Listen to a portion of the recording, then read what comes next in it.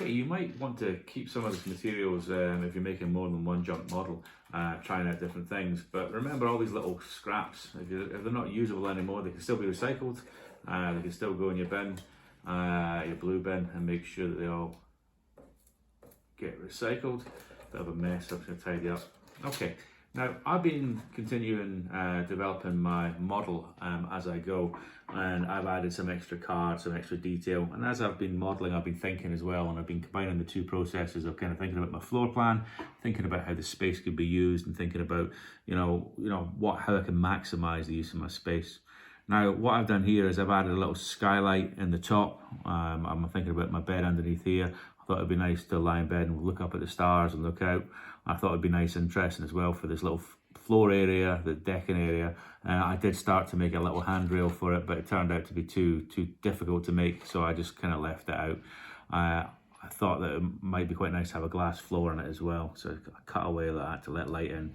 Now I've got my doors around the back. I thought that the extra decking was making it too complicated, so I kind of closed off the back so it just has this window.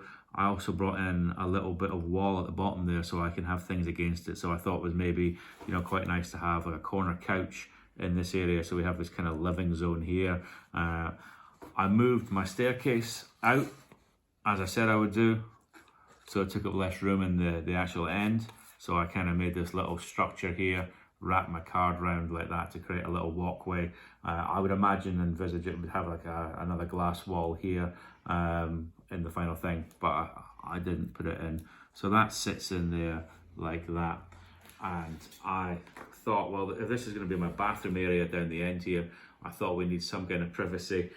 So I kind of generated this half wall here, so things like the toilet could be seated behind it, but still have an area for the light to get into. So I'm going to start developing my floor plan around that. I've got my initial floor plans, I kind of thought it out, but I'm going to start and I'm going to try and start to think, make this a bit more finalized. So if I start off, I'm going to do my bottom one. So my bottom rectangle, I think about that as a space like that. As I said, I have a half wall here where the toilet is, and I also have this opening underneath here. So I have this opening here, so that kind of defines my space in here. So what I'm going to do is I'm going to have a wall in here, and I have my door here. I haven't decided whether it's going to be an open door or whether it's going to be an opening door. I think I'll put an opening door in that, a little bit of security. And I'm going to have my bed over here underneath this large skylight above, like that. So I can go directly out onto my decking over here, like that.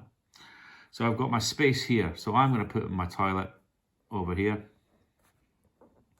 I'm going to think about the position of my shower. So I'm going to put the shower in the corner like that. Now you're like, well, what happens if you're in the shower and you kind of, well, what I might just do is I might put a bit of frosted glass in there as well, like that. And I'm going to have my little basin, wash basin in there, like that. So that's my kind of, make that a little bit shorter.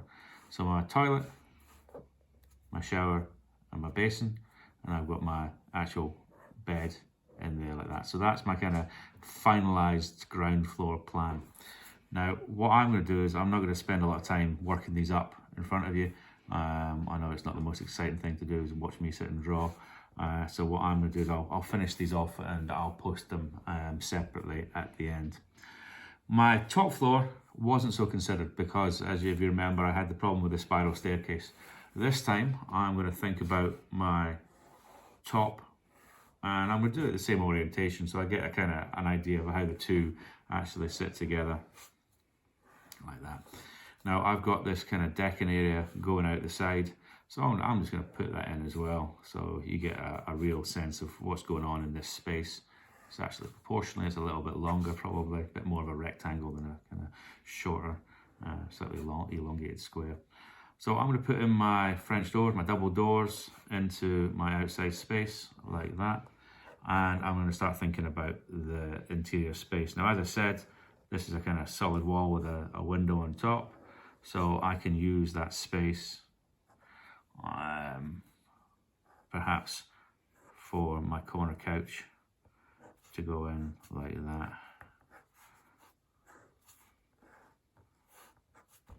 I might have my kitchen. Now I've got the stairs coming in here, so straight away, you know, you can see by moving the stairwell for the spiral staircase across into here, I've generated this whole extra space. So what I'm going to do is I'm going to have an area for eating. I'm going to have like a little table over here, and I'm going to put my kitchen in down this side down here. So I'm going to have my hob, and I'm going to have my sink over here with my drainer, and I might even have my fridge underneath there.